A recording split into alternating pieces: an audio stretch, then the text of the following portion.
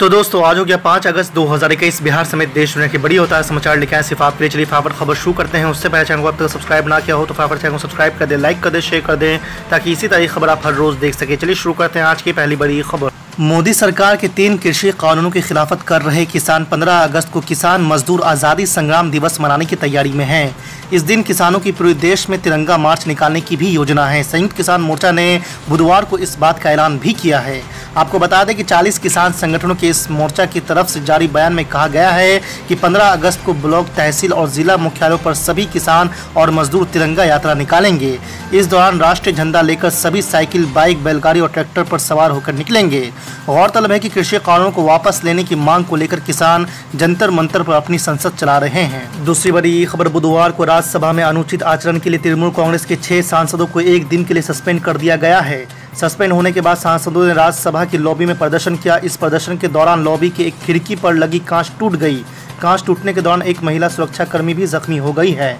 बताया जा रहा है कि जब राज्यसभा में इन सभी सांसदों को कार्रवाई से बाहर जाने के लिए कहा गया तब उन्होंने राज्यसभा की गैलरी में घुसने का प्रयास किया, लेकिन यहां तैनात सुरक्षाकर्मियों ने उन्हें रोक लिया था। तीसरी बड़ी खबर, केरल में कोरोना कहर लगातार जारी है। बुधवार को एक बार फिर से राज्य में 20,000 से ज्यादा नए केस मिले हैं। राज्य में बीते एक दिन में 22,414 नए केस पाए गए हैं। इसके मुकाबले रिकवर होने वाले लोगों की संख्या कम है। 24 घंटे में 19,478 लोगों ने कोरोना को मात दी है और 108 लोगों की मौत हो गई है। इसके साथ ही राज्य में कोरोना के एक्टिव केसों की संख्या तेजी से बढ़ते हुए 1,76,048 हो गई है। अब तक राज्य में कोरोना संक्रमण को 32 लाख से ज़्यादा लोग मात दे चुके हैं। आपको बता दें कि बीते 10 दिनों में ये 8वां मौका है जब केरल में 20,000 से ज़्यादा नए केस पाए गए हैं। चौथी बड़ी खबर, कर्नाटक में नए मंत्रियों ने ली शपथ। येदियुरप्पा के बेटे को नहीं मिली है जगह, डिप्टी सीएम भी नहीं बनाया गया। जी आपको बता दें कि कर्नाटक में कल मंत्रिमंडल का विस्तार हो गया है। 29 विधायकों ने मंत्री पद की शपथ ले ली है। कर्नाटक के राज्यपाल थावरचंद गहलोत ने राजभवन में एक कार्यक्रम में मंत्रियों की पद की शपथ दिलाई है। आपको बता दें कि शपथ ग्रहण कार्यक्रम में मुख्यमंत्री बसवराज भी मौजूद रहे। शपथ ग्रहण के बाद राज्य के मुख्यमंत्री बसवराज बोम्मई ने सभी नए मंत्रियों को बधाई दी है। इससे पहले बुधवार को राज्य के मुख्यमंत्री बसवराज बोम्मई ने कहा था कि उनके नए मंत्रिमंडल में 29 मंत्री शामिल किए जाएंगे और इस बार कोई उप मुख्यमंत्री नहीं होगा। पांचवी बड़ी खबर, पश्चिम बंगाल में बाढ़ का कहर जारी है। राज्य के कई जिलों में बाढ़ का प्रकोप इस कदर बरपा है कि लोगों के घरों में पानी भर गया है और अलग अलग जिलों से अब तक लाखों लोग विस्थापित हो चुके हैं। बाढ़ की भयावहता के बीच राज्य की मुख्यमंत्री ममता बनर्जी हावड़ा जिले में बाढ़ग्रस्त इलाके का दौरा करने पहुंची। यहां उन्होंने बाढ़ प्रभावित इलाके के लोगों से बातचीत भी की है। इस दौरे की जो तस्वीर सामने आई है उसमें नजर आ रहा है कि सीएम खुद करीब घुटने भर पानी के बीच खड़ी है। तस्वीरों में स्थानीय लोग और कुछ सुरक्षाकर्मी भी इसी तरह बाढ़ के पानी में खड़े नजर आ रहे हैं। आपको बता दें कि ममता बनर्जी ने यहां पहुंचने के बाद लोगों से बातचीत कर उन्हें हर संभव मदद का भरोसा भी दिलाया है। छठी बड़ी खबर, बिहार में कोरोना के मामलों में तेजी से गिरावट को देखते हुए स्कूलों को खोलने का फैसला कर लिया गया है। 10वीं के ऊपर के कोचिंग भी अब खुल सकेंगे। सिनेमा हॉल, शॉपिंग मॉल भी खुलेंगे। बाजारों को 7 बजे तक खोलने का फैसला हुआ है। आपको बता दें कि मुख्यमंत्री नीतीश कुमार की अध्यक्षता में बुधवार को आपदा प्रबंधन समूह की बैठक में अनलॉक 5 को लेकर कई फैसले लिए गए हैं। वहीं आपको बता दें कि शिक्षा मंत्री विजय कुमार चौधरी ने बताया है कि 7 अगस्त से 9वीं और 10वीं के स्कूल खुल जाएंगे। वहीं 16 अगस्त से 1ली से 8वीं कक्षा के स्कूल खुलेंगे। ये सभी स्कूल 50% उपस्थिति के साथ खुलेंगे। 7वीं बड़ी खबर, उत्तर प्रदेश विधानसभा चुनाव से पहले ही सुहेलदेव भारतीय समाज पार्टी के प्रमुख ओम प्रकाश राजभर के मोर्चे में दरार आ गई है। दरअसल असदुद्दीन ओवैसी की पार्टी AIMIM ने भागीदारी संकल्प मोर्चे से अलग होने के संकेत दिए हैं। राजभर के बीजेपी प्रदेश अध्यक्ष स्वतंत्र देव सिंह से मिलने पर यह बवाल हुआ है। आपको बता दें कि असदुद्दीन ओवैसी की पार्टी के प्रवक्ता असीम वक़ार ने सुभाषपा प्रमुख ओम प्रकाश राजभर पर बड़ा बयान दिया है। असीम वक़ार ने कहा कि हमारी पार्टी के नेता और हमारा अपमान हुआ है। वक़ार ने स्वतंत्र देव सिंह से मुलाकात को लेकर OP राजभर के बारे में काफ़ी भला बुरा कहा है। उन्होंने कहा कि अपनी कौम के साथ धोखा नहीं होने देंगे। आपको बता दें कि पूर्व मंत्री और सुहेलदेव भारतीय समाज पार्टी के अध्यक्ष ओम प्रकाश राजभर ने मंगलवार सुबह उत्तर प्रदेश भाजपा प्रमुख स्वतंत्र देव सिंह से उनके आवास पर मुलाकात की, जिससे नई अटकलों को बल मिला है। उनकी मुलाकात के बाद अब भगवा पाले में राजभर की वापसी को लेकर अटकलें लगाई जा रही है। हम यही सवाल कर रहे हैं, आप चलाइए पार्लियामेंट को, हम चलाने तैयार हैं।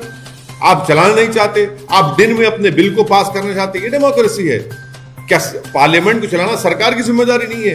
अपोजिशन अपनी बात तो रखेगा, आप सुनिए, आपको एक्सेप्ट करना है मत करिए, मगर हमको बात रखने का तो मौका नहीं दिया जा रहा। विपक्ष की जिम्मेदारी, विपक्ष उन लोगों की तरफ से विपक्ष आवाज उठा रहा है जिनकी लाशें पानी में तीर रही थी, जो ऑक्सीजन से मर गए, विपक्ष ये चाह रहा है कि भारत में सेकेंड वेव में जो 40 लाख से ज्यादा लोग मर चुके हैं उनके लिए इंसाफ का बात कर रहे हैं, तो सरकार सुनने तैयार नहीं है।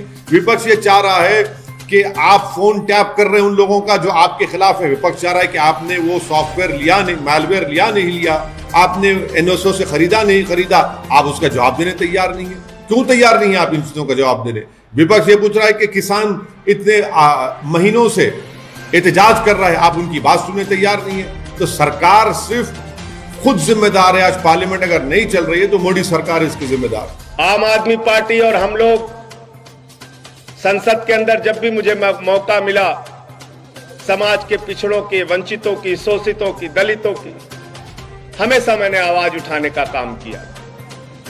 संसद में पुरानी पेंशन का मामला हो, चाहे शिक्षा मित्र का मामला हो, चाहे आंगनबाड़ी का मामला हो, हर मामले पे मैंने आवाज उठाई। आज एक ऐसी सरकार चल रही है, सरकारी नौकरी बढ़ा नहीं रही आपके लिए, सरकारी विभागों को बेचने का काम कर रहे हैं।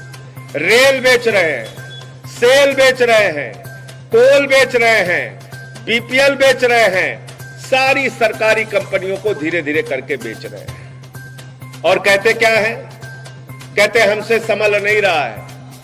अरे जब सब कुछ बेचने पे तुम लगे हो, तुमसे संभल नहीं रहा है, तो इस्तीफा देके चले जाओ। इस देश के ऊपर थोड़ा एहसान करो। सारे लोग तुमसे त्रस्त हैं। महंगाई से गरीब आदमी की कमर टूट गई है। अब तो इस देश के लोगों पर रहम करो। कहां पहुंचा दिया इस देश को? महंगाई के दलदल में झोंक दिया। कोरोना की महामारी में हमने देखा, किसी को ऑक्सीजन नहीं मिल रहा था, किसी को दवाएं नहीं मिल रही थी, किसी को बेड का इंतजाम नहीं था, लोगों की जानें जा रही थी। और कानपुर के घाट पे, प्रयागराज के घाट पे, बलिया के घाट पे, गाजीपुर के घाट पे नदियों में शव सड़ रहे थे। आंखों से आंसू निकल जाता था देखकर वो दृश्य, वो तकलीफ।